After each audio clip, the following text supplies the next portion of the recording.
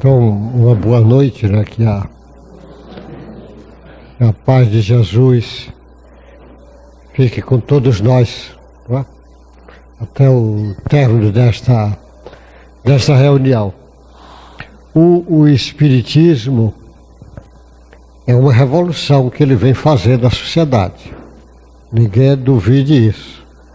Só que esta revolução está em andamento e as pessoas, com o tempo, é que vão perceber esse andamento.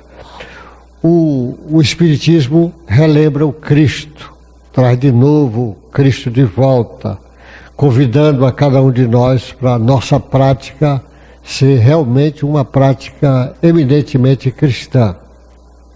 É assim que o Espiritismo faz, ensinando cada um a mergulhar dentro dele para se autoconhecer. Eu vou pegar um assunto que vocês já ouviram falar tantas vezes, mas serve para as nossas reflexões uma pequena parte desse assunto.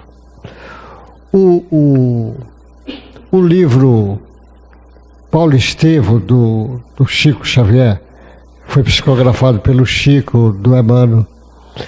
Ele é um livro fantástico, de tal forma que eu aconselho quem não leu, leia. E quem já leu, releia, que com certeza vai aprender muito. O Paulo foi um dos grandes mestres do cristianismo. Continua. E ele foi o primeiro teólogo do cristianismo, então com ele se pode aprender muita coisa. Então, lógico que eu não vou contar o livro é imenso, não tem sentido, eu só vou pegar um pequeno trecho para a nossa reflexão. O Paulo, vocês sabem que o Paulo era da elite do judaísmo da época, que era o que tinha de cultural mais forte ali. Ele era da elite, era um homem culto, muito preparado, grego, com aquela cultura grega, aquele conhecimento de filosofia, de tudo da Grécia, e também o conhecimento profundo do judaísmo. Do judaísmo ele tinha esse conhecimento profundo. A família judia, rica, lá ele era da elite. E naturalmente, quando surge o Cristo, causa um certo impacto. E ele vai discutir com Estevão.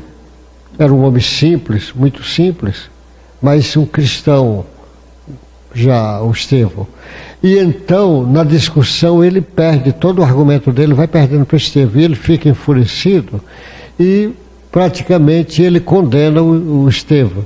E faz um julgamento ali que o Estevão é condenado a ter a pena de morte sob apedrejamento. Isso é decidido. E ele convida a noiva para assistir aquilo. E a noiva era uma moça dócil, meiga, mas ela disse para o Paulo, será que não é uma coisa muito drástica condenar alguém assim, esse jovem, a pena de morte? Mas o Paulo disse, a lei tem que cumprir, aquela arrogância do grande intelectual que era o Paulo. E ela vai com ele. E quando começa o apedrejamento, ela vê que é o irmão dela. Ela diz, é meu irmão, o Estevão. E o Paulo para, mas não dá mais tempo, já tinha apedrejado. E o homem quase já desencarnando, ela aproxima, ele conhece ela, porque o Estevão tinha sido vendido antigamente como escravo. Ele não sabia a notícia do Estevão. Ela também se mudou, agora estava lá com Paulo, noiva. Naquele tempo era difícil a comunicação, de saber quando as pessoas deslocavam. E aí ela vê, ele reconhece, e ele disse para ela que o Paulo é um homem bom, que ela acompanhasse o Paulo. E ele desencarna com a cabeça no colo dela. O Paulo, vendo aquilo, fica revoltado, diz, agora eu não quero saber mais como é que eu vou casar com a moça que o irmão dela eu matei. Aí não vou. Separou, ela fica triste, começa a adoecer, começa a se interessar pelos assuntos do Cristo, por influência do irmão, que tinha interessado por isso. E um mestre lá chamado Ananias vai dar aula para ela, ensina, e ela se transforma em cristã. E o Paulo fica mais revoltado ainda quando sabe disso. E o Paulo começa as perseguições cristãs, autorizada pelo Sinédrio, ele vai perseguir. Vocês já ouviram falar muitas vezes daquela passagem que ele estava, quando vai entrando lá no Damasco e vê o Cristo, e cai, fica cego, e a partir dali que ele diz que vai seguir o Cristo. O que queres que eu faça? E o Cristo que orienta para ele ficar esperando no local que vai vir ajuda. 3 dias depois que o Paulo está cego, vai o Ananias curar o Paulo, que Jesus mandou Ananias curar. O Ananias retira aquelas camadas nos olhos do Paulo e o Paulo volta a enxergar. Eu só queria puxar esse assunto assim para dizer o seguinte: a situação do Paulo fica muito difícil, porque o Paulo passa a ser detestado pelos judeus, porque ele era da cúpula, da elite, e de uma hora para outra muda para seguir o Cristo. Então eles diziam que o Paulo é um traidor, ninguém queria saber dele. A família do Paulo, judia, muito rica, também não aceitava ele ter seguido Jesus, e abandona ele, inclusive o pai expulsa de casa, ele fica só.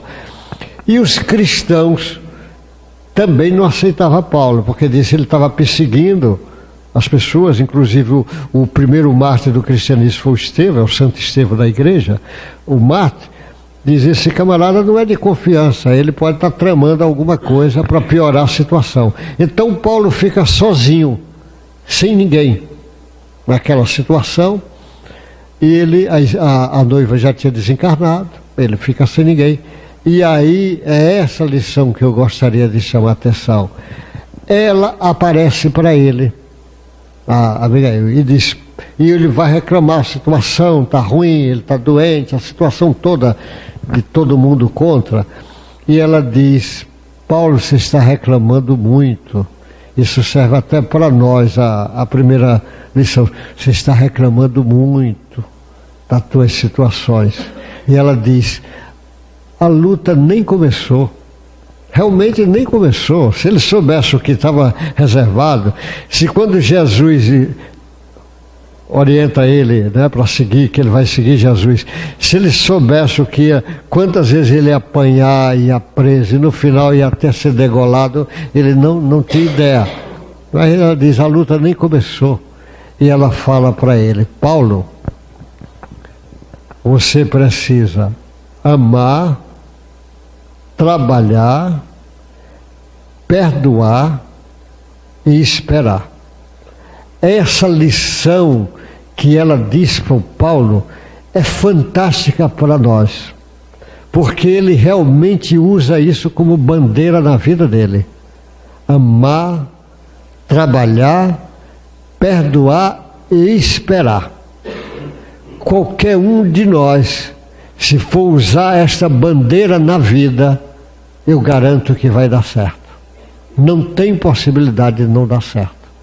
Apesar do planeta ser um planeta de prova e expiação, apesar de ainda quem está aqui no planeta ainda tem sofrimento a passar. Por quê?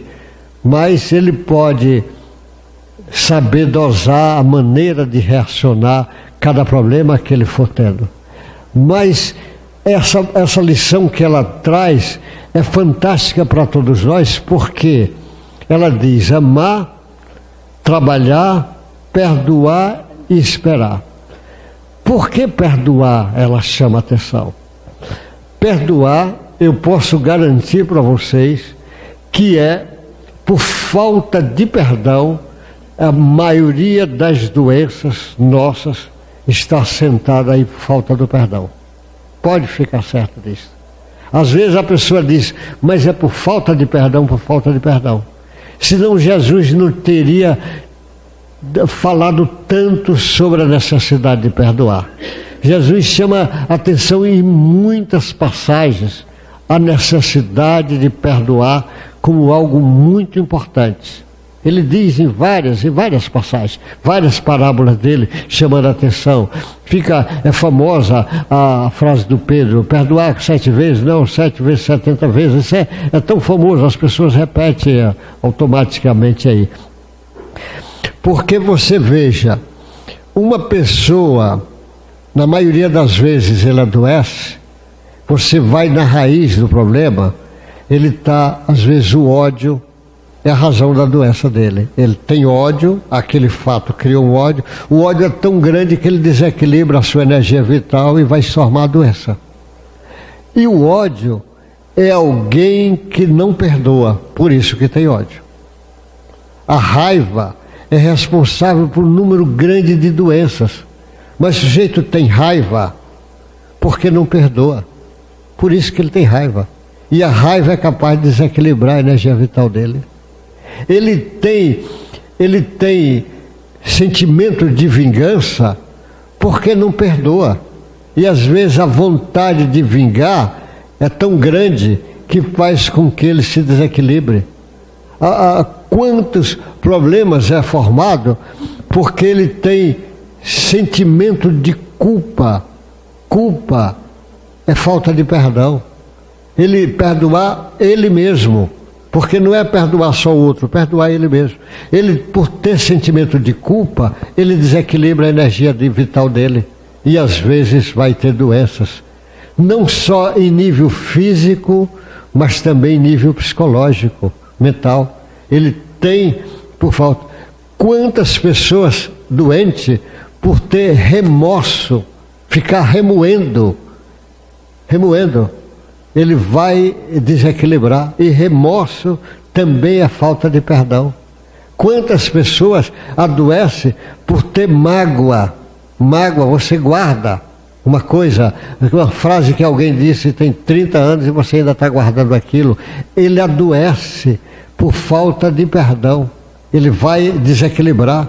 Quantas pessoas ele tem ciúmes? Olha o problema. A inveja. Ele tem falta de capacidade de fazer isso. Quantas pessoas adoecem porque não perdoa o pai, não perdoa a mãe, não perdoa, aí vai ficar. Isso tem muitos trabalhos já científicos mostrando isso. Por exemplo, quantos cânceres de mama não é o responsável principal, mas muitos é porque são mágoas, ressentimento guardado. Às vezes a companheira ficou com mágoa lá do marido, do namorado, do noivo, e às vezes deságua aí. Tem muitos trabalhos sobre isso, não são poucos trabalhos que tem. Então, perdoar é algo muito importante, porque no nosso perispírito tem muitas mazelas acumuladas. Mazelas. Às vezes a pessoa fez aborto, e ficou a marca lá no perispírito, mas ela não perdoa ela por ter feito o aborto. Olha que coisa interessante. E aí começa. Porque o perdão não quer dizer que você vai esquecer o problema. Você não esquece, mas você agora não sofre pelo problema. Porque a dificuldade chega, mas a maneira de reacionar diante da dificuldade é que é o problema. Porque às vezes a pessoa pode receber de um jeito ou de outro. Essa é a maneira reacional que é importante compreender isto. Então o perdão, porque quem perdoa, ele vai vagarosamente liberando as mazelas que tem acumuladas no seu perispírito. Montanhas de ódio, de raiva. Quando você perdoa, você vai trazendo essa montanha para a periferia do perispírito para depois ser eliminada. Isso é coisa, senão Jesus não teria falado tanto. E hoje a psicologia já começa a chamar a atenção da necessidade de perdoar. Não é porque perdoou que você vai amar a pessoa, mas você para de sofrer a partir do instante que você perdoa. Você não esquece, mas também já não sofre com aquele gesto, aquela cena e assim por diante. Então o perdão que ela chama a atenção é muito importante, importantíssimo. Amar, então claro que amar, que ela diz, ama, tem que amar, porque amar é a base de todas as outras virtudes. As virtudes, o amor é a base de tudo.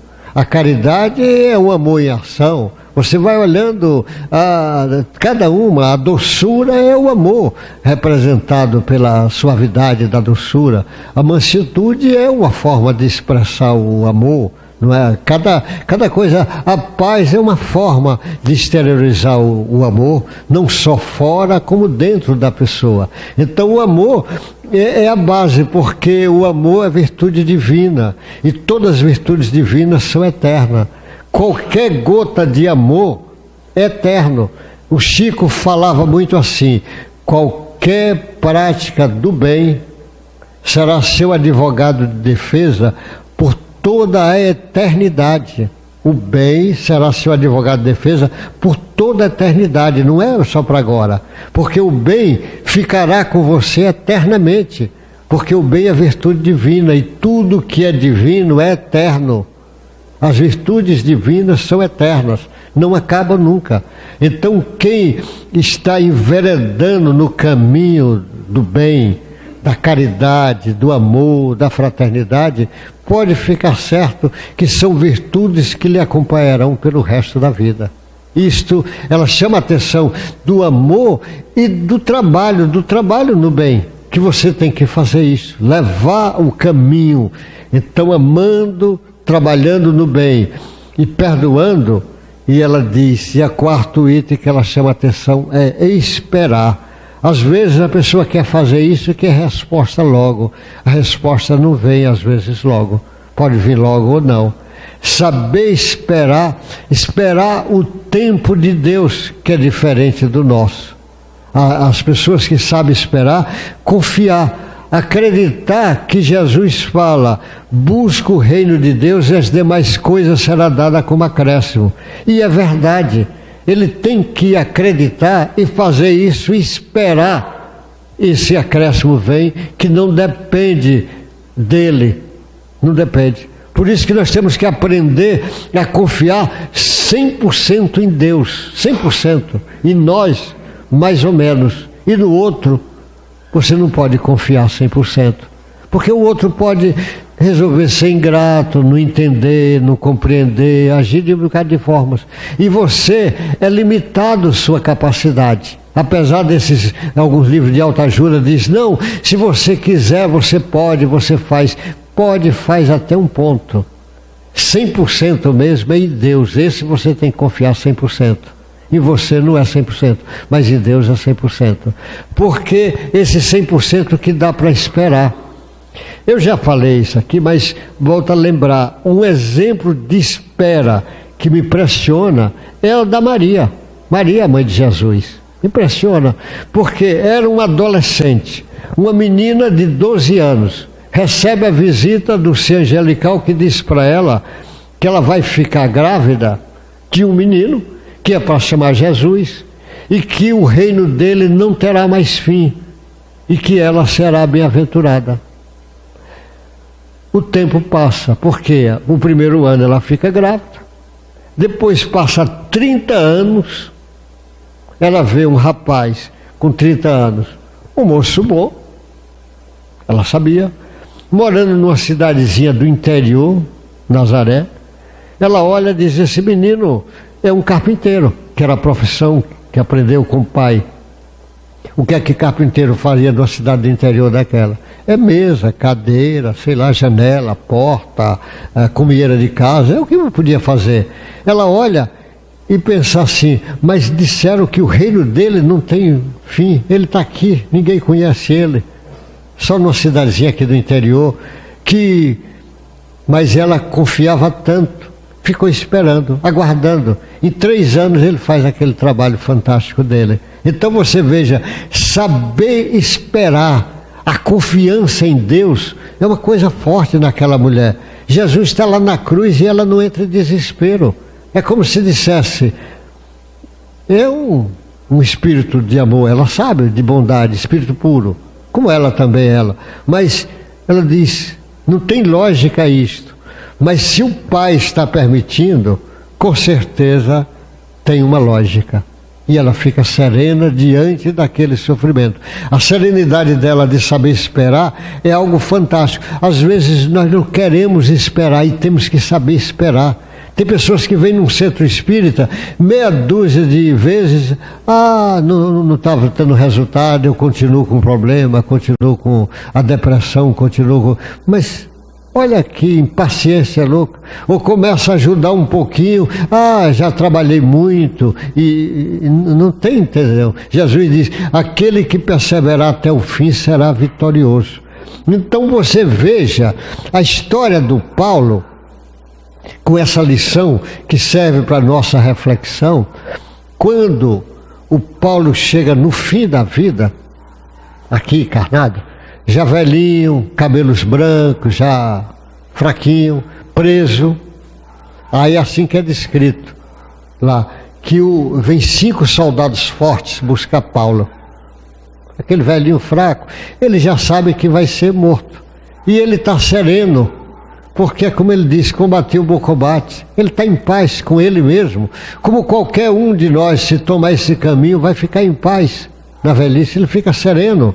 E aí os soldados vão cortar o pescoço dele. E dizem que bata a espada, ele sereno, joga a espada ali, toma pancada, sente aquela dor e do outro lado ele acorda, mas acorda cego do outro lado. Ele fica cego. É assim que descreve, que o Emmanuel descreve, fica cego. E ele cego, só que ele agora tinha muito conhecimento já do espiritismo, da vivência do espírito, a vivência lá do Cristo, com ele. Encontrou Cristo algumas vezes, ele tinha feito isso. E aí ele fica sereno e aguarda. Se eu fiquei cego no início, agora alguma razão tem, fica sereno. E diz que no meio daquele silêncio, ele escuta passos. E ele pergunta quem é. E alguém diz, sou eu, o Ananias.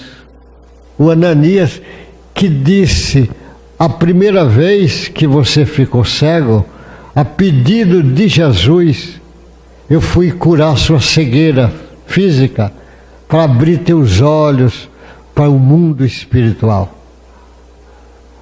Estava cego, abriu. Ele disse, e agora você está cego, e a pedido de Jesus eu venho abrir teus olhos, agora para você experimentar e ver o êxito do teu trabalho, da tua peregrinação, do teu trabalho intenso. Quando abre, vê aquela multidão de cristãos lá, muitos daqueles mártires, tudo esperando ele para exaltar o êxito do trabalho do Paulo. E ele disse que no meio daquilo, ele vê Jesus vindo, de um lado Abigail, do outro lado Estevão. Jesus abraça ele e ele vê que o Estevão foi o mentor do trabalho dele todinho durante essa encarnação. O Estevão que tinha sido assassinado por Paulo é o mentor espiritual do Paulo. E aí você vê como a lição do esperar do Paulo, a lição do amar, do trabalhar, do perdoar, que o próprio Estevão também perdoou ele. E nessa direção que serve para qualquer um de nós.